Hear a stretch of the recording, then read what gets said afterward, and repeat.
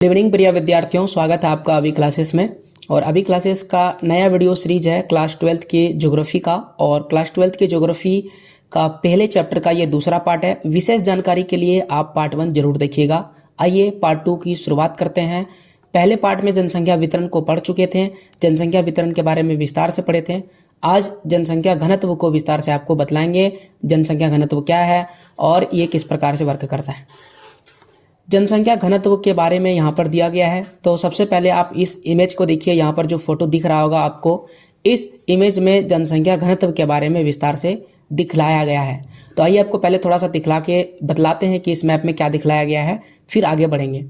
तो देखिए, ये जो आपको दिख रहा है ज़्यादा डार्केस्ट, यानी जो सबसे ज़्यादा काला वाला भाग है, वहाँ पर जनसंख्या घनत्व अधिक है। लगभग 12 जो है 1201 व्यक्ति से भी अधिक लोग निवास करते हैं। तो इस प्रकार से इन क्षेत्रों में, ये जो क्षेत्र आपको दिख रहा होगा, यहाँ पर जनसंख्या घनत्व सर्वाधिक है। इन क्षेत्रों में भी जनसंख्या अधिक निवास करती है, जनसंख्या घनत्व सर्वाधिक है।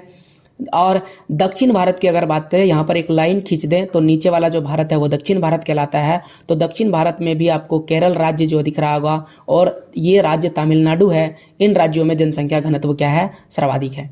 तो इस प्रकार से ये सर्वाधिक जनसंख्या घनत्व वाले राज्य हैं। इनमें से थोड़े कम इन राज्यों में है और इससे जो हल्के रंगों में आपको दिख रहे हैं वहाँ पर न्यूनतम जनसंख्या घनत्व है।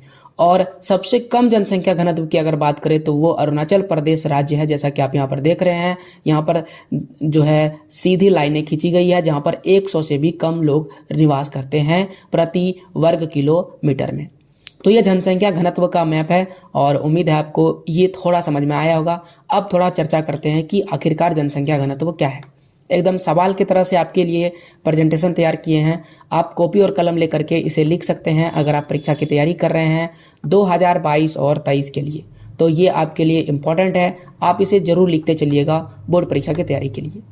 बात करते हैं कि जनसंख्या घनत्व है क्या। तो कहता है कि प्रति इकाई क्षेत्र में व्यक्तियों की संख्या को जनसंख्या घनत्व कहते हैं। यानी एक क्षेत्रफल निर्धारित कर लिया जाता है। जैसे मान लेते हैं कि ये एक क्षेत्रफल है और इस क्षेत्रफल में जितने भी व्यक्ति रहेंगे, मान लेते हैं कि अगर इसमें 2 व्यक्ति हैं तो जनसंख्या घनत्व होगा 2, और अगर इसमें 4 व्यक्ति या 6 व्यक्ति है तो जनसंख्या घनत्व होगा 6। तो इस प्रकार से जनसंख्या घनत्व हम लोग मापते हैं। इससे जन के जमाव की मात्रा का पता चलता है। इसके लिए एक फॉर्मूला है। जब भी आप जनसंख्या घनत्व का परिभाषा लिखें और सवाल 2 नंबर या 1 नंबर के लिए रहे तो आप ये फॉर्मूला जरूर लिखिएगा। तो जनसंख्या घनत्व बराबर क्या होता है, कुल जनसंख्या, जितना जनसंख्या है और जो कुल क्षेत्रफल है उससे उसको भाग कर देते हैं तो हमें जनसंख्या घनत्व के बारे में पता चल जाता है। ये जो 382 व्यक्ति प्रति लिखा हुआ, ये यहाँ पर नहीं लिखाएगा, यहाँ से मैं काट देता हूँ। ये आपको नहीं लिखना है, बल्कि आपका फॉर्मूला है कुल जनसंख्या बटे कुल क्षेत्रफल। ये 382 क्या है, 382 व्यक्ति प्रति वर्ग किलोमीटर, ये भारत का औसत घनत्व है। भारत का औसत घनत्व। तो आपसे पूछेगा कि भारत का औसत घनत्व क्या है, तो भारत का औसत घनत्व है 382 व्यक्ति प्रति वर्ग किलोमीटर। यानी कि 1 किलोमीटर का अगर आप वर्ग बनाते हैं, चारों तरफ से 1 किलोमीटर की दूरी लेते हैं, इस तरफ से भी 1 किलोमीटर की दूरी, मतलब चारों तरफ से जब 1 किलोमीटर की दूरी ली जाती है तो जो एरिया बनता है उस एरिया में कितना व्यक्ति रह रहा है, 382 व्यक्ति रह रहा है। इसे भारत का औसत घनत्व कहते हैं। जब हम लोग घनत्व समझ लिए हैं तो अब हम लोग बात करते हैं कि सबसे ज़्यादा घनत्व वाला राज्य कौन सा है और सबसे कम घनत्व वाला राज्य कौन सा है। तो सबसे ज़्यादा घनत्व वाला राज्य है बिहार। बिहार भारत का सर्वाधिक घनत्व वाला राज्य है। यहाँ पर 1102 व्यक्ति रहता है प्रति वर्ग किलोमीटर में। ये रहा बिहार का मैप और यहाँ पर सबसे अधिक जनसंख्या घनत्व है। तो बिहार में सबसे अधिक जनसंख्या घनत्व है। भारत का औसत घनत्व कितना है, 382। 382 ही 1 वर्ग किलोमीटर में रहना चाहिए, एक मिनिमम है। और यहाँ भारत में, बिहार में कितना है, 1102 व्यक्ति प्रति वर्ग किलोमीटर, मतलब कम जगह पर ज़्यादा लोग रह रहा है। कहाँ पर, बिहार में। अब बात करते हैं निम्न जनसंख्या घनत्व वाला राज्य कौन सा है, तो राज्य है अरुणाचल प्रदेश। यहाँ पर मात्र 17 व्यक्ति रह रहा है। कल्पना कीजिए, बिहार में जितना जमीन पर 102 आदमी रह रहा है, अरुणाचल प्रदेश में उतना में मात्र 17 आदमी रह रहा है। तो अरुणाचल प्रदेश का जनसंख्या घनत्व कितना कम है। तो जनसंख्या घनत्व आपको समझ में आ गया होगा, बिहार का सर्वाधिक है और अरुणाचल प्रदेश का सबसे कम जनसंख्या घनत्व है। अब देखिए, भारत में ना ही राज्य है बल्कि हमारे पास केंद्र शासित प्रदेश भी है। तो हम लोग केंद्र शासित प्रदेश के बारे में भी चर्चा करते हैं कि आखिरकार सबसे अधिक जो है जनसंख्या घनत्व वाला राज्य कौन सा है केंद्र शासित प्रदेश में, तो वह है दिल्ली। दिल्ली कहाँ पर है, यहाँ मानचित्र में आप देख सकते हैं, ये रहा दिल्ली। दिल्ली का जनसंख्या घनत्व सबसे अधिक है। कितना है, यहाँ पर 11,297 आदमी रह रहा है। कल्पना कीजिए, बिहार से भी ज़्यादा आदमी, कम जगह पर ज़्यादा आदमी रह रहा है। 11,297, कम जगह पर ज़्यादा आदमी रहने से किसी भी प्रकार की बीमारी जब फैलती है तो वो तेज़ी से फैलने लगता है। जब भी कोई नुकसान होता है तो वो ज़्यादा नुकसान होता है, इसलिए जनसंख्या घनत्व कम रखना जरूरी है।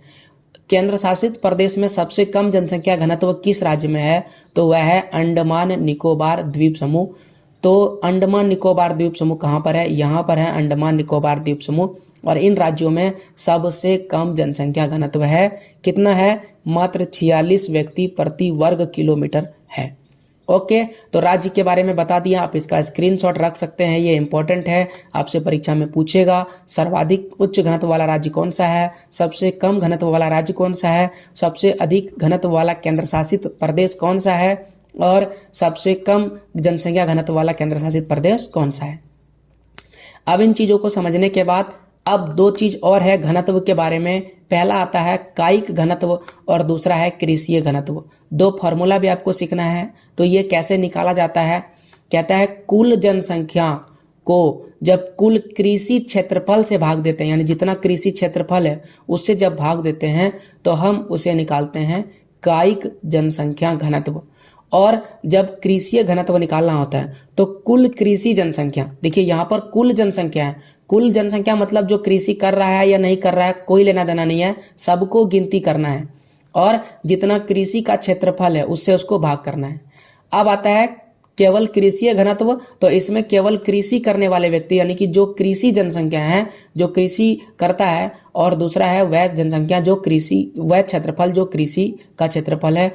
तो इस तरह से कायिक घनत्व और कृषीय घनत्व को निकाला जाता है। इसका ये फॉर्मूला है, आपको ये फॉर्मूला भी याद रखना है। अब आइए जनसंख्या घनत्व के बारे में कुछ इंपॉर्टेंट फैक्ट के बारे में पढ़ते हैं जो परीक्षा की दृष्टि से महत्वपूर्ण है। पहला फैक्ट, 2011 की जब जनगणना की गई, ठीक है, तो उसके अनुसार भारत में जनसंख्या का घनत्व कितना है, 382 व्यक्ति प्रति वर्ग किलोमीटर। ठीक है, यह याद रखना है।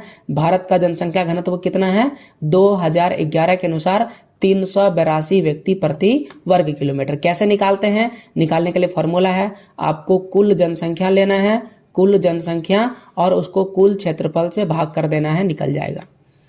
अगला है कि राज्य स्तर पर जनसंख्या के घनत्व में बहुत विषमताएं पाई जाती है, यानी भारत के अलग अलग राज्यों को जब देखेंगे तो उसमें अलग अलग राज्यों में जनसंख्या घनत्व अलग अलग पाई जाती है, यानी यहाँ विषमताएं हैं।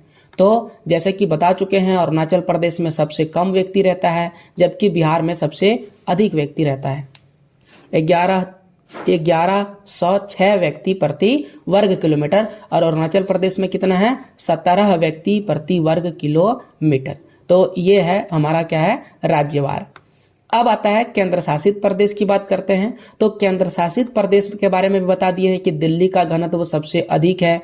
कितना है, यहाँ पर गलत लिखा गया, मैं इसको सही कर देता हूँ, 11,397। जैसा कि पहले ही बता चुके हैं वही डाटा यहाँ पर लिखाएगा, थोड़ा सा मिस प्रिंटिंग हो गया, ठीक है, टाइपिंग मिस्टेक। ओके, तो दिल्ली का घनत्व सर्वाधिक है, जबकि जो केंद्र शासित प्रदेश में अंडमान निकोबार द्वीप समूह जो है इसका बहुत ही कम है, लगभग इसमें 46 व्यक्ति प्रति वर्ग किलोमीटर में रहता है, जो सबसे न्यूनतम जनसंख्या घनत्व केंद्र शासित प्रदेश में आता है। अगर हम प्रायद्वीपीय भारत की बात करें, प्रायद्वीपीय भारत किसे कहते हैं, थोड़ा सा मैप में नजर डालिए। यहाँ पर कर्क रेखा पार हो रही है और कर्क रेखा के ऊपर वाले भाग को हम लोग उत्तरी भारत कहते हैं, उत्तरी भारत, या तो हम इसे हिमालयी भारत कहते हैं क्योंकि यहाँ पर हिमालय पर्वत है, उत्तरी मैदान है, इसलिए। ओके, और इसके नीचे वाले का जो भाग है ये वाला पूरा, ठीक है, जो आपको त्रिभुजा आकार में दिख रहा होगा, इसे हम प्रायद्वीपीय भारत कहते हैं, क्योंकि इसके 3 तरफ से पानी है। वह जमीनी भाग जिसके 3 तरफ से पानी हो उसे हम प्रायद्वीप कहते हैं। तो प्रायद्वीपीय भारत अगर आप देखिएगा नीचे, तो आपको सभी राज्यों में लगभग जनसंख्या जो है वो कम ही देखने को मिलेगा।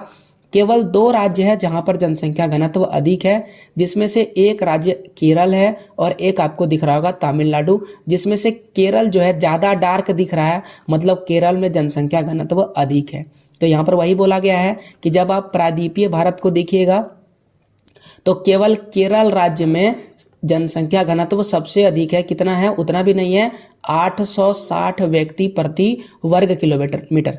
और इसके बाद दूसरे नंबर पर कौन आ रहा है? दूसरे नंबर पर तमिलनाडु आ रहा है, 555 व्यक्ति प्रति वर्ग किलोमीटर। सबसे ज्यादा जनसंख्या घनत्व वाला दक्षिण भारत में कौन सा राज्य है?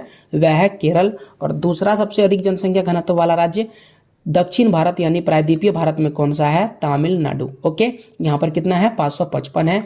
मैप में आपको दिखा दी, ये वाला जो राज्य है ये केरल है और इधर वाला जो राज्य है वो तमिलनाडु है, तमिलनाडु। अब आते हैं पर्यावरण की विपरीत दशाओं के कारण, यानी कि जहां पर पर्यावरण उतना बढ़िया नहीं है, लोग वहां पर रहना पसंद नहीं करते हैं। तो कौन सा क्षेत्र है? उत्तरी तथा उत्तर पूर्वी।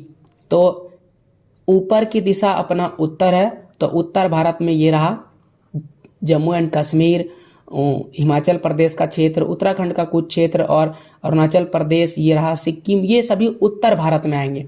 फिर आएगा उत्तर पूर्वी भारतीय राज्यों की जनसंख्या। उत्तर पूर्वी राज्य कौन सा है? ये सभी राज्य उत्तर पूर्वी राज्य है। ये सभी राज्य किस में आ रहे हैं? उत्तर पूर्वी राज्य में आ रहे हैं। और अगर आप उत्तर पूर्वी राज्य को देखें, थोड़ा सा कलर चेंज कर लेते हैं, तो यहाँ पर आप देखिए इन राज्यों में जनसंख्या आपको कम दिखेगा, इन राज्यों में जनसंख्या कम दिखेगा। अरुणाचल प्रदेश में तो आपको कम है ही, सबसे कम जनसंख्या घनत्व यहीं पर है। बाकी इन राज्यों में भी उतना ही कम जनसंख्या निवास करती है, उतनी सर्वाधिक जनसंख्या निवास नहीं करती है। यहाँ पर सबसे कम जनसंख्या है, यानी यहाँ पर जनसंख्या घनत्व भी कम है। और इसमें जो असम राज्य है ना, यहाँ पर असम राज्य, यहाँ पर थोड़ा जनसंख्या आपको अधिक मिलेगा, लेकिन बाकी सभी उत्तर भारत के राज्यों में जनसंख्या घनत्व भी कम है और जनसंख्या भी कम है। जबकि आप मध्य भारत की बात करें, मध्य प्रदेश की बात करें और प्रायद्वीपीय भारत के मध्य दर्जे की जनसंख्या जो है, जनसंख्या घनत्व पाया जाता है मध्य दर्जे का मतलब ना ही अधिक और ना ही कम। इन क्षेत्रों में आपको ना ही अधिक जनसंख्या मिलेगी और ना ही कम जनसंख्या देखने को मिलेगी, जैसा कि इन राज्यों में आपको दिख रहा होगा। तो इस तरह से हमने भारत के जनसंख्या घनत्व को विस्तार से समझ लिया। भारत में कहाँ पर जनसंख्या सर्वाधिक है, कहाँ पर कम है, इसको भी डिटेल से समझ लीजिए। केवल जनसंख्या घनत्व को ही समझना नहीं है, बल्कि इसके कारण को भी जानना बहुत ज़्यादा जरूरी है कि आखिरकार कहीं पर जनसंख्या अधिक है और कहीं पर कम है, इसका क्या कारण है। यानी जनसंख्या घनत्व को प्रभावित करने वाले भौतिक कारकों की चर्चा करना है। भौतिक कारक में सबसे पहले आता है ऊंचवाच, यानी जनसंख्या बसाव के लिए जो मैदान वाला इलाका है, प्लेन जमीन, वो बहुत ज़्यादा उपयुक्त होता है, लोग वहाँ पर रहना पसंद करते हैं। लेकिन जहाँ पर पर्वत है, पठार है, घना जंगल है, घने वर्षा वाला भाग है, जहाँ पर वर्षा अधिक होता है, जैसे कि भारत का आप ये वाला इलाका देखिए, यहाँ पर अधिक वर्षा होता है। असम में चेरापूंजी, मानसीराम, ये कहाँ है? यहीं पर है, मेघालय असम के क्षेत्र में आता है। यहाँ पर सर्वाधिक वर्षा होता है, तो ज़्यादा वर्षा होगा तो लोग को रहना मुश्किल होगा, तो जनसंख्या आपको कम देखने को मिलेगी। उदाहरण के लिए यहाँ पर लिखा है, जब आप उत्तरी मैदान को देखिएगा तो घना बसा हुआ प्रदेश है। मैप में देखिए, ये जो आपको इलाका दिख रहा है ये उत्तरी मैदान है और उत्तरी मैदान में सबसे अधिक लोग रहना पसंद करते हैं। क्यों? क्योंकि यहाँ पर प्लेन जमीन है, गाड़ी यातायात का सुविधा आसान होता है, खेती बाड़ी आसानी से किया जा सकता है, मकान बनाना है उसमें भी दिक्कतें नहीं होती है, इसलिए इन क्षेत्रों में लोग रहना पसंद करते हैं। जबकि आप उत्तर के क्षेत्र में देखिए, जो पर्वतीय भाग है, जैसे कि यहाँ पर जम्मू एंड कश्मीर को देख लीजिए, यहाँ पर पहाड़ पर्वत है, यहाँ पर लोग रहना पसंद नहीं करते हैं। हिमाचल प्रदेश, उत्तराखंड, अरुणाचल प्रदेश की ही बात कर लीजिए, इन क्षेत्रों में जो है अधिक पर्वतीय प्रदेश है, सिक्किम की ही बात कर लीजिए, तो इन राज्यों में लोग रहना पसंद नहीं करते क्योंकि पर्वतीय भाग है। उत्तर पूर्वी भाग जो है वर्षा वाला भाग है, जैसा कि बता चुके हैं, तो यहाँ पर जनसंख्या घनत्व आपको कम देखने को मिलेगा। तो पहला हम देख लिए कि उच्चवाच लक्षणों के कारण भी जनसंख्या घनत्व प्रभावित होती है। दूसरा जलवायु है। जलवायु में क्या होगा? जहां पर गर्मी लगेगा, जैसे कि थार मरुस्थल की बात कर लीजिए, गर्म है, पठारी भाग की बात कर लीजिए, हिमालय का बात कर लीजिए, ये ठंडा प्रदेश है। और जो सम जलवायु वाला क्षेत्र है, जहाँ पर अच्छा है, वहाँ पर जो है अधिक लोग रहते हैं, जबकि जो गर्म प्रदेश है, जो ठंडा प्रदेश है, वहाँ पर लोग कम रहते हैं। ओके, तो ये जलवायु भी जनसंख्या वितरण को प्रभावित करता है। अब मृदा की बात कर लेते हैं। जहाँ पर कृषि होगा, जहाँ पर अच्छा मिट्टी होगा वही कृषि होगा, उपजाऊ मृदा होगा, वहाँ पर लोग रहना पसंद करेंगे, क्योंकि कृषि यहाँ जो है अच्छा होगा। जबकि वैसा भाग, जैसे कि उत्तर प्रदेश की बात करें, हरियाणा की बात करें, पंजाब, ये कृषि से बढ़िया वाला प्रदेश है, क्योंकि ये जो है जलोढ़ मृदा यहाँ पाया जाता है। उत्तर प्रदेश आपको दिखा देते हैं, ये जो इलाका दिख रहा है ये उत्तर प्रदेश है, ये जो इलाका दिख रहा है ये बिहार है, ये जो इलाका दिख रहा है ये पंजाब हरियाणा का क्षेत्र है। तो इन राज्यों में लोग रहना पसंद करते हैं। जबकि राजस्थान का ये वाला इलाका सूखा है, यहाँ पर खेती नहीं की जा सकती है, इन इलाकों में भी खेती नहीं की जा सकती, कम होगा। पहाड़ पर्वतीय भाग में भी कृषि नहीं की जा सकती है, तो लोग वहाँ पर रहना कम पसंद करता है। अगला सबसे महत्वपूर्ण है जल की उपलब्धता। पानी जहाँ पर उपलब्ध होगा लोग वहाँ रहेंगे, जहाँ पर पानी नहीं होगा वहाँ पर लोग नहीं रहेंगे। जैसे सतलुज नदी के किनारे लोग रहते हैं, गंगा का मैदान में लोग रहते हैं, तटीय मैदान में लोग रहते हैं, क्योंकि यहाँ पर जल की भरपूर उपलब्धता है। और जल जहाँ भरपूर उपलब्ध होता है वहाँ पर लोग विशेष रूप से रहते हैं। अब यहाँ पर जो है चैप्टर खत्म हो जाता है, और इस चैप्टर में, यानी इस पार्ट में, माफ कीजिए चैप्टर अभी खत्म नहीं हुआ, ये एक पार्ट खत्म हुआ है। जैसा कि मैं आपको बता चुका है पार्ट 1 में ही कि न केवल हम आपको चैप्टर पढ़ाएंगे बल्कि लास्ट में क्वेश्चन भी देंगे HW के लिए। तो ये आपका HW है, आप इसको, इन क्वेश्चन का जवाब ढूंढिए कि भारत में उच्च जनसंख्या घनत्व वाला राज्य कौन सा है, भारत में निम्न जनसंख्या घनत्व वाला राज्य कौन सा है, भारत में उच्च जनसंख्या घनत्व वाला केंद्र शासित प्रदेश कौन सा है, निम्न जनसंख्या घनत्व वाला केंद्र शासित प्रदेश कौन सा है। जनसंख्या घनत्व से आप क्या समझते हैं, भारत में जनसंख्या घनत्व का वर्णन करें। भारत में जनसंख्या वितरण और घनत्व को प्रभावित करने वाले जो भौतिक कारक है उसका वर्णन कीजिए। पूर्वी राज्य में जनसंख्या घनत्व न्यूनतम है, इसका 2 कारण बताइए। और मरुस्थलीय प्रदेश की जनसंख्या कम क्यों होती है, इसका भी कारण आपको बताना है। तो ये कुछ HW है और आपको बना के लाना है। यहाँ पर जनसंख्या घनत्व को समझ लिए। आने वाले वीडियोज में पहले चैप्टर के और भी चीज़ों को समझेंगे। वीडियो कैसा लगा कमेंट करके बताइएगा, लाइक कीजिएगा, चैनल को सब्सक्राइब कीजिए। और क्वेश्चन आंसर अगर आप नहीं बना पा रहे हैं तो मेरा एक और चैनल है अभी क्लासेस डाउट्स, ई चैनल सब्सक्राइब कीजिए। यहाँ पर हम आपको क्वेश्चन आंसर डाल देंगे, यहाँ से आप क्वेश्चन आंसर कर सकते हैं बड़े ही आसानी से। पूरा वीडियो देखने के लिए दिल से धन्यवाद। मिलते हैं आपसे अगले वीडियो में, तब तक के लिए जय हिंद, जय भारत, वंदे।